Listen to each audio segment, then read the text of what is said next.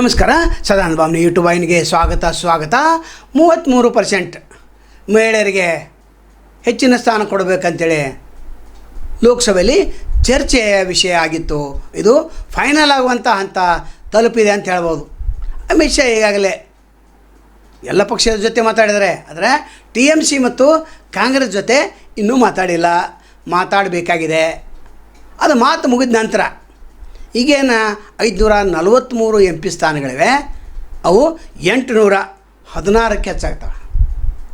ಅದರಲ್ಲಿ ಅಂದ್ರೆ ಇನ್ನು ಮುಂದೆ ಆರಿಸುವವರು 816. ಅದು ಕೂಡ 2029 ಮೇ 21 ನಂತರ,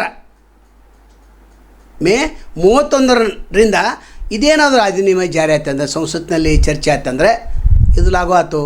ಅದರಲ್ಲಿ 273 ಮಹಿಳೆಯರು ಕಂಪಲ್ಸರಿ ಲೋಕಸಭೆಯಲ್ಲಿ ಹಾಜರಿರ್ತಾರೆ. ಅದೇ ರೀತಿ ರಾಜ್ಯಸಭೆಯಲ್ಲಿ ಕೂಡ ಹೆಚ್ಚಳ ಮಾಡುವಂಥ ಚರ್ಚೆ ನಡೆದಿದೆ. ಇಲ್ಲಿ ಪರಿಶಿಷ್ಟ ಜಾತಿಗೆ ಎಷ್ಟು ಕೊಡಬೇಕು, ಪರಿಶಿಷ್ಟ ಜನಾಂಗಕ್ಕೆ ಎಷ್ಟು ಕೊಡಬೇಕು, ಹಿಂದುಳಿದ ವರ್ಗವ್ರಿಗೆ ಎಷ್ಟು ಕೊಡಬೇಕು ಅಂದರೆ ಮಹಿಳೆಯರಿಗೆ ಒಟ್ಟಾರೆ 33% ಇವರಿಗೆ ಮೀಸಲ ಇಟ್ಟಿದ್ದರಿಂದ 273 ಸ್ಥಾನಗಳಲ್ಲಿ ಮಹಿಳೆಯರು ಬಂದು ಕೂಡ್ತಾರೆ. ಇನ್ನು ರಾಜಕೀಯ ಚರ್ಚೆ ಇನ್ನೂ ಪ್ರಾರಂಭ ಆಗಿಲ್ಲ. ಇನ್ನು 1 ವರ್ಷ ಆದ ನಂತರ ಇದು ದೊಡ್ಡ ಪ್ರಮಾಣದಲ್ಲಿ ಚರ್ಚೆ ಆಗ್ತದೆ. 2028 ನಂತರ ಅಂತೂ ದೊಡ್ಡ ಚರ್ಚೆಯ ವಿಷಯ ಇದೇ ಆಗ್ತದೆ. ಈಗಾಗಲೇ ಕರಡು ಮಸೂದೆ ಅಂದರೆ ನಾರಿಶಕ್ತಿ ವಂದನ ಅಧಿನಿಯಮ ಜಾರಿ ಆದರೆ ಇದೆಲ್ಲ ಸಾಧ್ಯ. ಕಾಂಗ್ರೆಸ್ ಸರ್ಕಾರ ಇತ್ತು, ಮನಮೋಹನ್ ಸಿಂಗ್ ಸರ್ಕಾರ ಇತ್ತು, 10 ವರ್ಷ ಮಾಡಿದರು.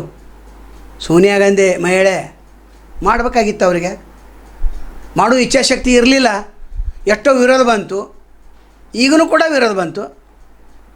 BJP ಸರ್ಕಾರದಲ್ಲಿ ಕೂಡ ದೊಡ್ಡ ವಿರೋಧ ಬಂತು. ಆದರೂ ಕೂಡ ಮೋದಿ ಮತ್ತು ಅಮಿತ್ ಶಾ ನಾವು ಕೆಲವೊಂದು ವಿಷಯದಲ್ಲಿ ಹೊಗಳಲೇಬೇಕಾಗ್ತದೆ. ದಿಟ್ಟ ನಿರ್ಧಾರವನ್ನು ತೆಗೆದುಕೊಳ್ತಾ ಇದ್ದಾರೆ ಅವರು. ಆರ್ಟಿಕಲ್ 370 ಆಗಲಿ, ಅಥವಾ ಕಾಶ್ಮೀರ 35A ಸಮಸ್ಯೆ ಆಗಲಿ, ಅಥವಾ ಇನ್ಯಾವುದೋ ಕಠಿಣ ಸಮಸ್ಯೆಗಳನ್ನು ಅವ್ರು ಮಾಡ್ತಾಯಿದ್ದಾರೆ. ಇನ್ನು ಅಸ್ಸಾಂನಲ್ಲಿ ಸಮಾನ ನಾಗರಿಕ ಕಾಯ್ದೆ ಜಾರಿ ಬಂತಂದರೆ ಅದನ್ನು ನೋಡಿಕೊಂಡು ಮುಂದಿನ ಸಲ ಮತ್ತು BJP ಕೇಂದ್ರದಲ್ಲಿ ಅಧಿಕಾರಕ್ಕೆ ಬಂತಂದರೆ ಸಮಾನ ನಾಗರಿಕ ಕಾಯ್ದೆ ತರ್ತಾರೆ. ಇದೇ ಸಲ ತರಬೇಕಾಗಿತ್ತು.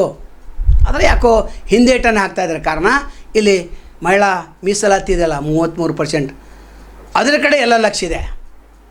ಒಟ್ಟಾರೆ ಮೋದಿ ಸರ್ಕಾರ ಕೆಲವು ವಿಷಯದಲ್ಲಿ, ಬೆಲೆ ಏರಿಕೆ ವಿಷಯದಲ್ಲಿ ಅಥವಾ ವಿದೇಶಾಂಗ ನೀತಿ ಪಾಲಿಸಿಯಲ್ಲಿ ಆಗಲಿ ಸ್ವಲ್ಪ ಎಡವಟ್ಟನ್ನು ಹೋಗ್ತಾ ಇದ್ದರೂ ಕೂಡ ಇಲ್ಲಿ 33% ಏನಿದೆ ಇದು ಭಾಳ ಮಹತ್ವದ್ದು. ಯಾಕಂದರೆ ದೇಶದಲ್ಲಿ ಅರ್ಧಕ್ಕಿಂತ ಹೆಚ್ಚು ಅಂದರೆ ಅರ್ಧಕ್ಕಿಂತ ಸ್ವಲ್ಪ ಕಡಿಮೆ ಮಹಿಳೆಯರಿದ್ದಾರೆ.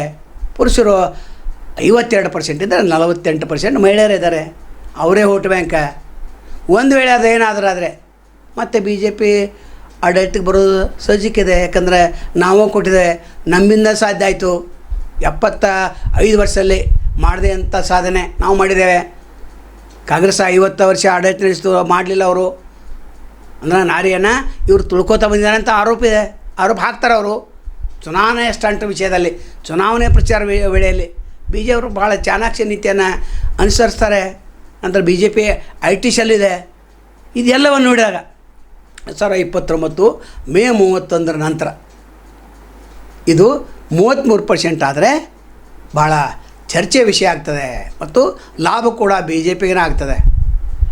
ಒಟ್ಟಾರೆ ಬೇಗ ಆಗಲಿ, ಈ ಒಂದು ಪ್ರಕ್ರಿಯೆ ಬೇಗ ಮುಗಿಲಿ ಅಂತ ನಮ್ಮದು ಕೂಡ ಆಸೆ ಇದೆ.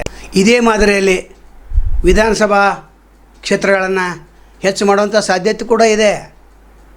ಆವಾಗ ಮತ್ತು ಈಗಿದ್ದಂಥ ಕ್ಷೇತ್ರಗಳ ಸಂಖ್ಯೆ ಹೆಚ್ಚಾಗ್ತದೆ. ವಿಧಾನ ಪರಿಷತ್ 75 ಇದೆ, ಅದು ಹೆಚ್ಚಾಗ್ತದೆ. 224 MLAಗಳಾದರೆ ಅದು ಹೆಚ್ಚಾಗ್ತದೆ. ದೊಡ್ಡ ಬದಲಾವಣೆ ಅಂತೂ ಖಂಡಿತ ಸಾಧ್ಯ ಇದೆ ಅಂತ ಎನ್ನಲಾಗಿದೆ. ನಾನು ಮತ್ತು ತಮ್ಮನ್ನು ಭೇಟಿಯಾಗ್ತೇವೆ. ಅಲ್ಲಿವರೆಗೆ ಎಲ್ಚವಾಗಲಿ. ನಮಸ್ಕಾರ.